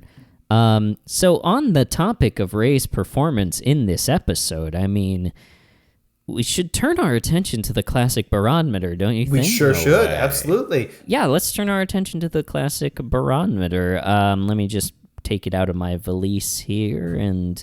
Great. Oh. Ah, dang it. You hear all that banging? Yeah, that's Chelsea. It's those three. It's the thruple, yeah. Hang on. I'm going to... Give me the fly swatter. I'll be right back. Oh, he's joining in. Oh, God. Oh, hey. Guys, knock it off.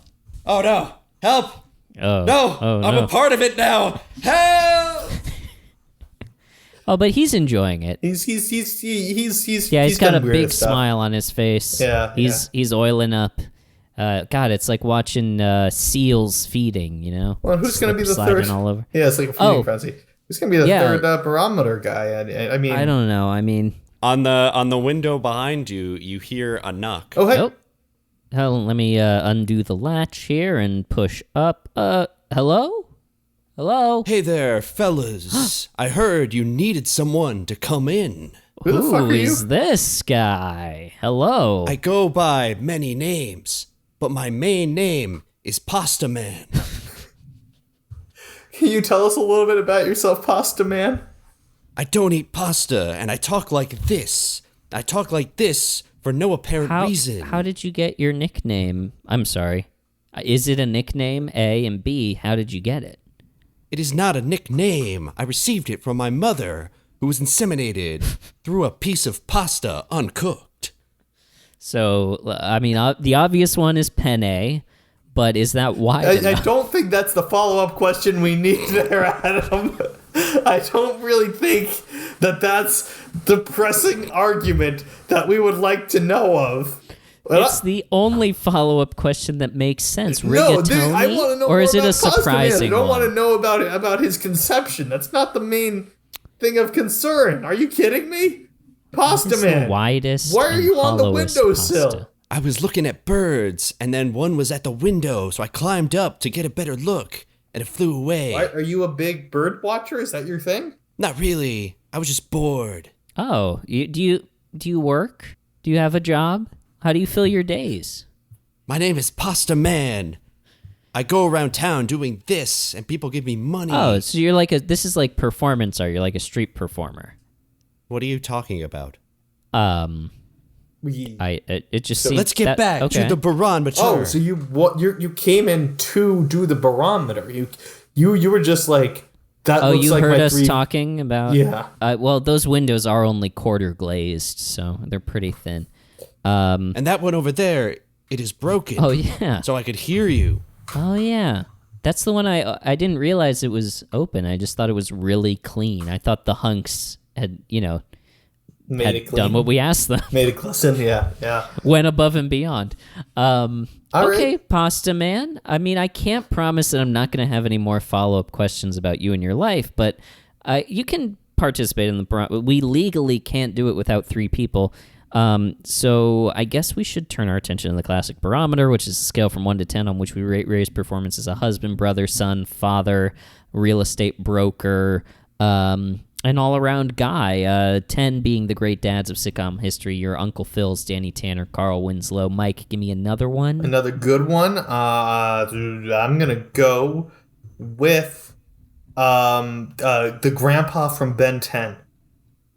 The grandpa from Ben 10. That is correct. Logically, he must be a dad, even though to the titular Ben and his 9 compatriots Nope.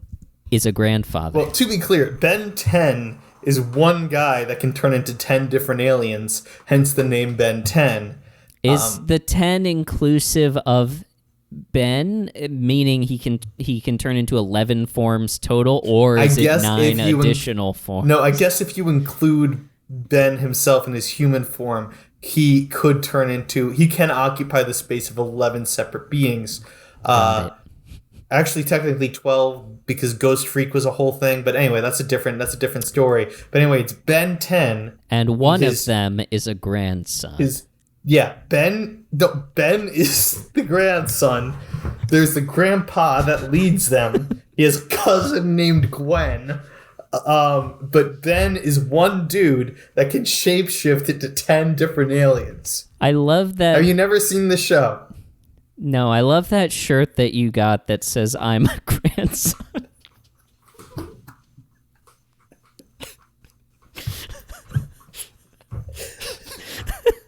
Yeah, my grandma got it for me. It's a great shirt. It's a great shirt. No, and I saw her picking that out at Ross. She was looking at one that said, I love my grandson, my grandma loves me, and I am a grandson. And she went with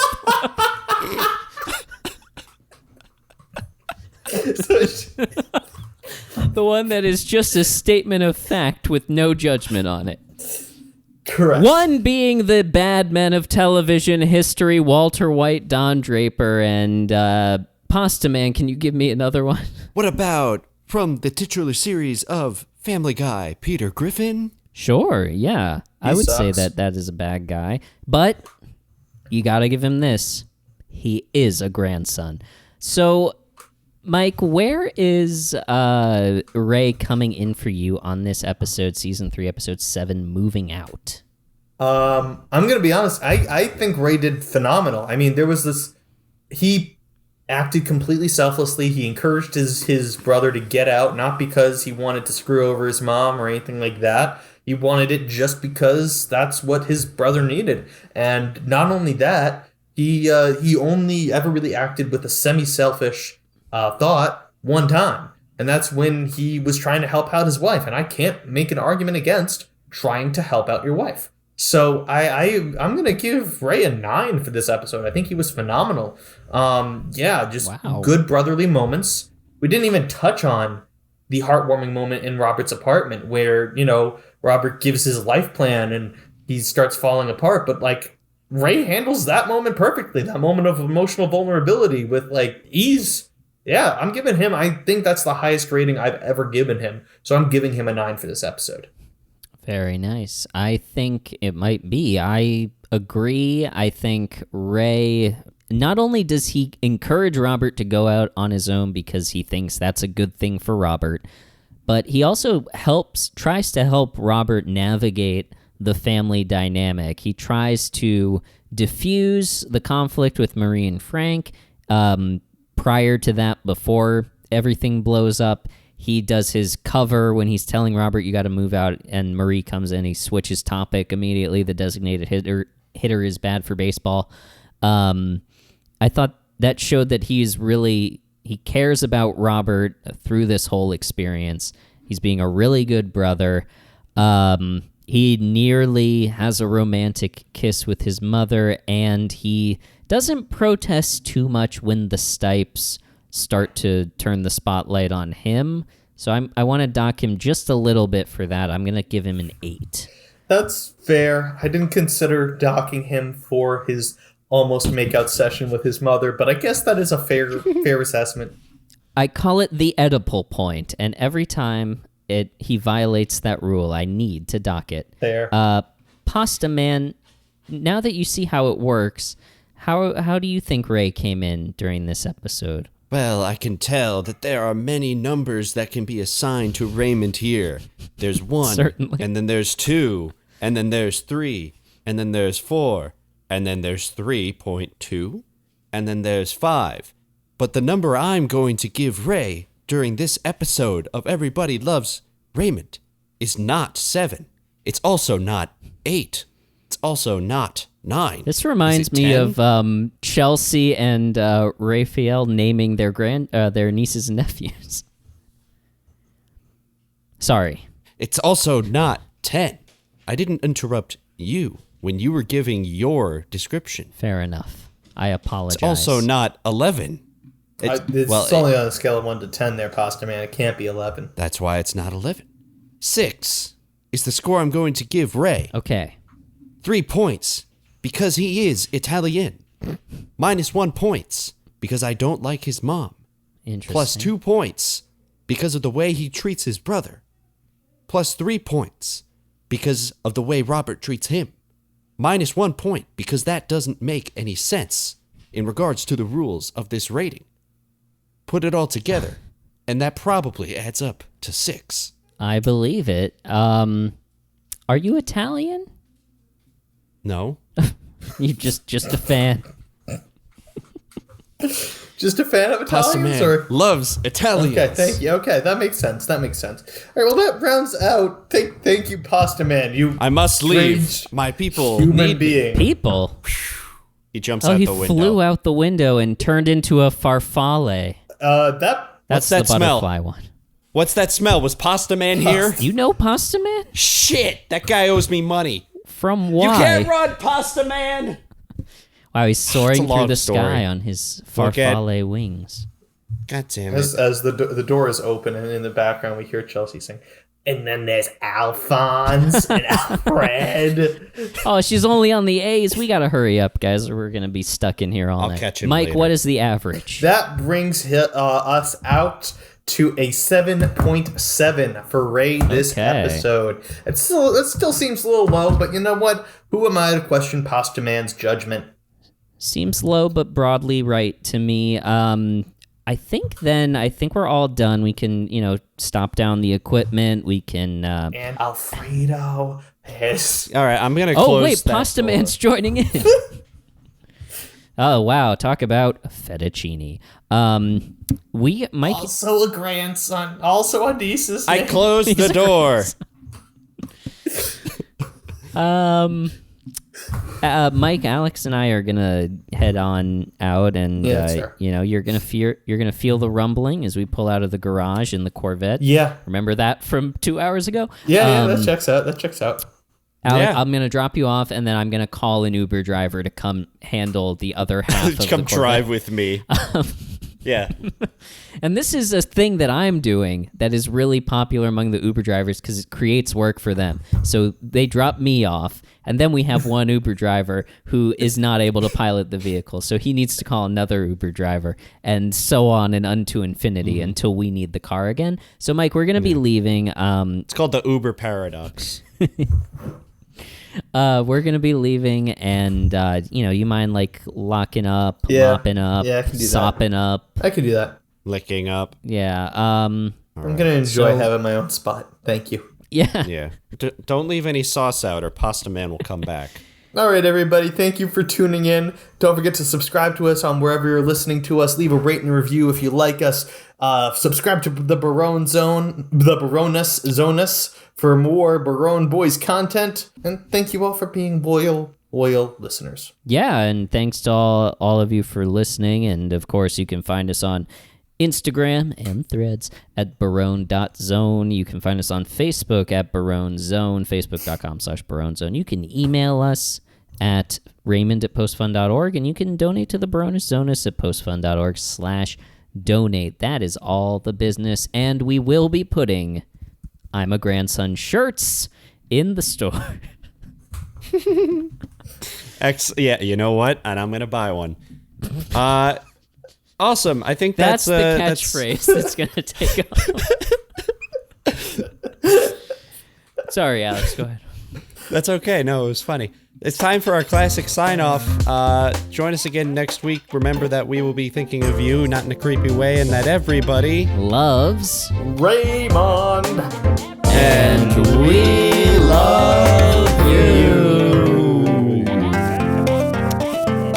Benjamin and Blake and Bella and Beatrice and Brandon and Brooks and Barbara, and don't forget Bentley and